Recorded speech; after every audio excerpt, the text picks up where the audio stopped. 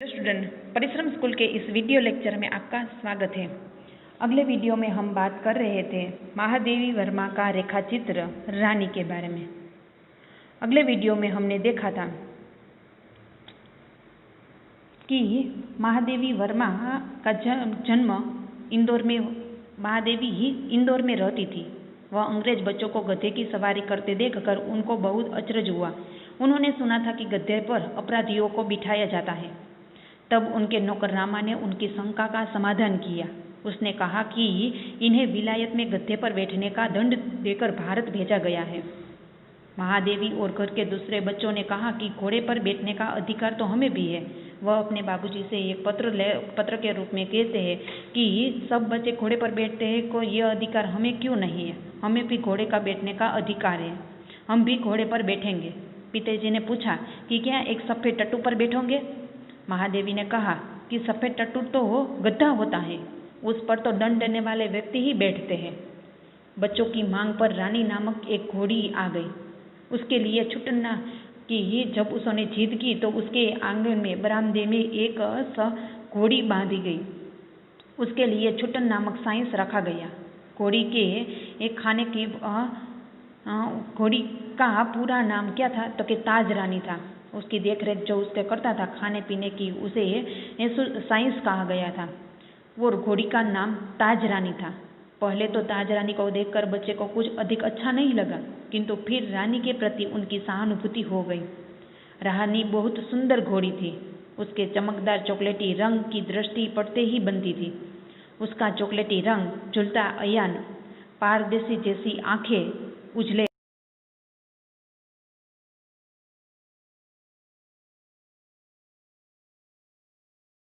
करता था। बच्चे रानी से हिल मिल गए थे।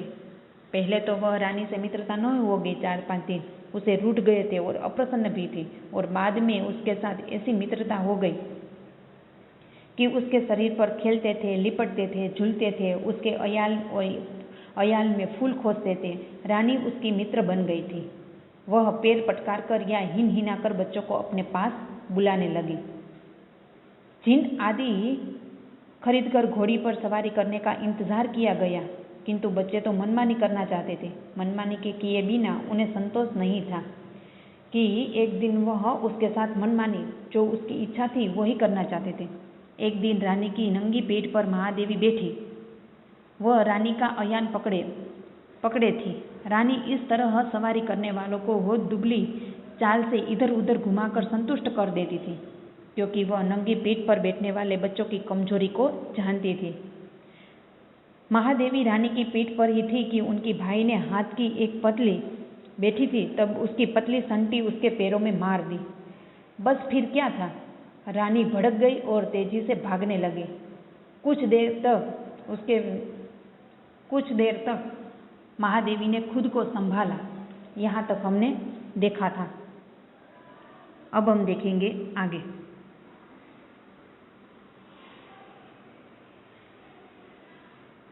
कि कुछ दूर मैंने अपने आप को उस उखड़ वाले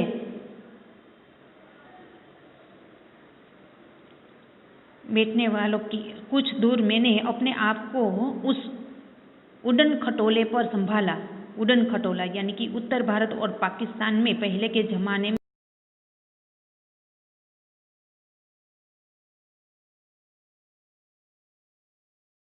संभाला, परंतु गिरना तो निश्चय था। मेरे गिरते ही रानी मानो अतीत से वर्तमान में लौट आई और इस प्रकार निश्चल खड़ी रह गई जैसे पश्चाताप की प्रसर प्रतिमा हो। वह कहती है प्रसर प्रतिमा यानी पत्थर की मूर्ति की तरह ऐसे खड़ी हो गई कि कुछ दूर तो मैंने अपने आप को उस पर संभाला, परंतु अब गिरना तो निश्चय था।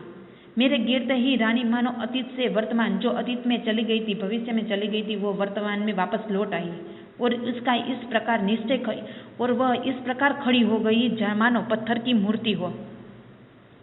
साथियों की चीख पुकार से ये सब दौड़े और फिर बहुत दिनों तक मुझे ये बिछाने पर पड़ा रहा। स्वस्थ होकर रानी के पास जाने पर वह ऐसी करुणा पश्चाताप भरी दृष्टि से मुझे देखकर हिनहिनाने लगी कि मेरे आंसू आ गए। पश्चाताप यानी कि पछतावा कि साथियों की चीख पुकार से ये सब लोग दौड़े कि मैं ऐसे जब दौड़ती थी तो साथियों की चीख पुकार से दौड़े और फिर बहुत दिनों पर मुझे चारपाई पर लेटना भी पड़ा। जब मैं स्वस्थ होकर रानी के पास गई तो वह पश्चाताप यानी कि करुणा भरी दृष्टि से पछताई और मुझे देखती ऐसे ही देखती रही और हिनहिनाने लगी। ऐसे देखकर मेरे आंख में आंसू आ गए। एक बार भाई के जन्मदिन पर नानी ने उसके लिए सोने के कड़े भेजे थे। सामान्यतः हम कोई भी नया कपड़ा या आभूषण पहनकर रानी को दिखाने अवश्य जाते थे। सुंदर छोटे छोटे शेर मुंह वाले कड़े पहनकर भाई भी रानी को दिखाने गया और न जाने किन प्रेरणा से वह दोनों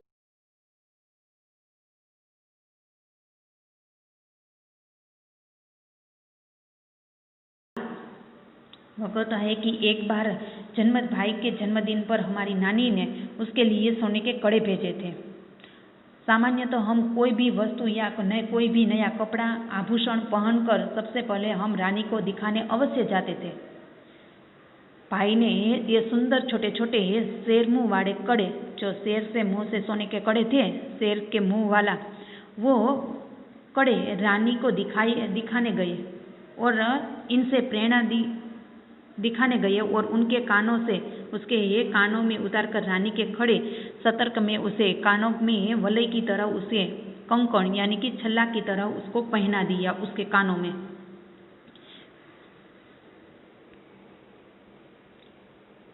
फिर हम सब खेल में कड़ों की बात भूल गए। संध्या समय भाई के कड़े रहित हाथ देखकर जब माँ ने पूछताछ की तब खोज आरंभ हुई, पर कहीं भी कड़े का पत्ता नहीं चला कि हम तो ऐसे ही। फिर हम सब खेलने लगे और यह कड़े की बात हम भूल ही गई। जब संध्या समय थी तब हम घर में गए, तब कड़े रहित हाथ हमारे हाथ में कड़े नहीं देखकर माँ ने हमें पूछताछ की। तब हमें कड़े शोधने का प्रारंभ किया कि शोधने लगे, फिर कड़े का कहीं पता नहीं चला। रानी अपने कान को खुरों से खोदती और हिनहिनानी रही। अंत में बाबूजी का ध्यान उसकी ओर गया और उन्होंने मिट्टी हटाने का आदेश दिया। किसी ने कुछ गहरा गुट्ठा खोदकर दोनों कड़े गाड़ यानी कि डांट दिए थे। दंड तो किसी को नहीं मिला, परंतु रानी सारे घर के हृदय में स्थान पा गई। कि फिर हम सब घूमने लगे।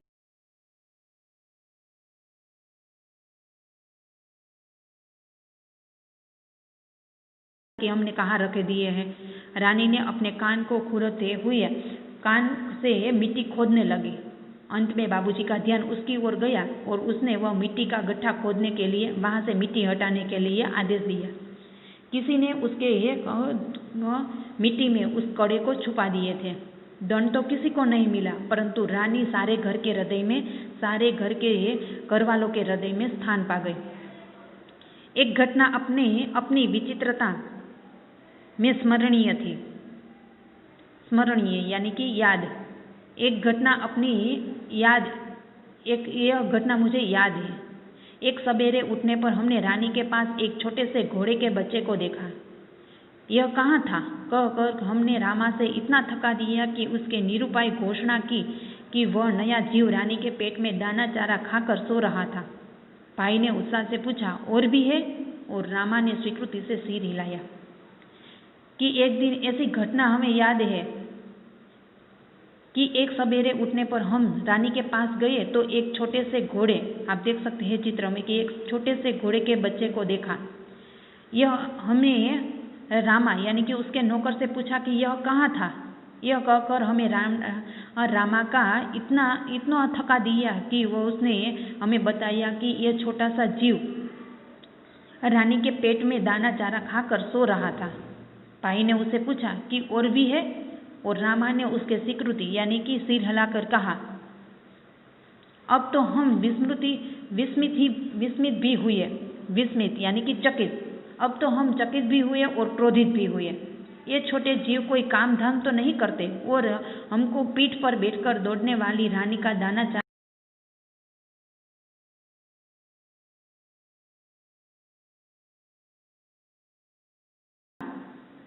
तब उसने रामा ने बताया कि वह उसके रानी के पेट में था और दाना चारा खाकर सो रहा था। और भाई ने पूछा कि उसके पेट में और भी है?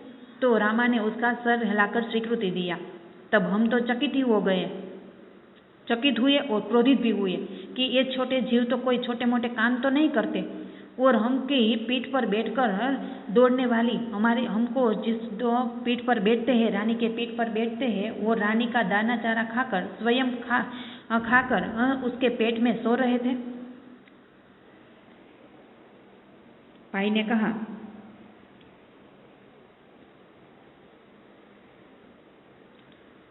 कहा रानी का पेट चीरकर हम कम से कम एक और बच्चा घोड़ा निकाल ले। तब बच्चे घोड़े पर वे छोटे वाहिन भाई बैठेंगे और रानी मेरी सेवा में रहेंगी। प्रस्ताव मुझे भी उचित जान पड़ा, पर जब एक दोपहर को वह कहीं से साग काटने का चाकू ले आया, तब मेरे साहस ने जबान दे दिया। एक और भी समस्या थी कि हमारा ध्यान गया कि आखिर हम रानी का पेट सिएंगे कैसे। माँ की महीन सी सुई, यानी कि छोटी सी, आप चित्र में देख सकते थे कि छोटी सी सुई तो 3 संभव नहीं है। टाट सीने का बड़ा सुझा रामा अपनी कोठरी में रखता था, जहाँ हमारी पहुँच नहीं थी। कुछ दिनों के उपरांत जब रानी का अश्व शिशु कुछ बड़ा होकर दौड़ने लगा, तब हमने न अपना क्रोध स्मरण रहा और न प्रस्ताव कि भाई ने एक दिन रानी से कहा कि उसके पेट चीरकर हम कम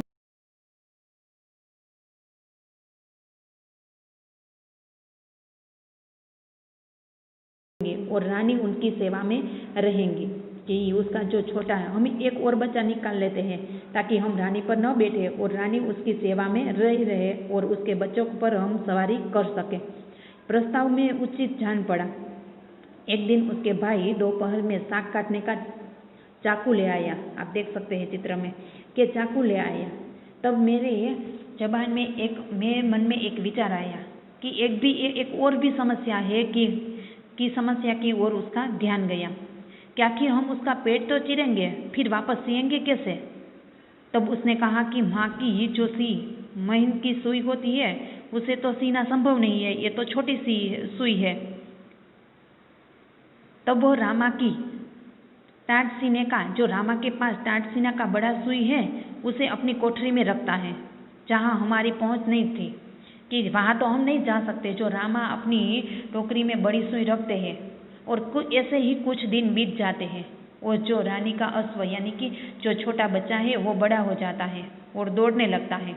तब उसके अपने मन में जो विचार था, क्रोध था, वो दूर हो गया। शिशु बड़ा होने पर सब उसके साथ खेलने लगे और पेट में रहे जीव के प्रति उनका क्रोध भी शांत हो गया। उसका अश्व अब बड़ा हो गया था, इसीलिए कि शिशु बड़ा होने पर सब उसके साथ खेलने लगे और पेट में से रहे जीव के प्रति उसका क्रोध भी शांत हो गया।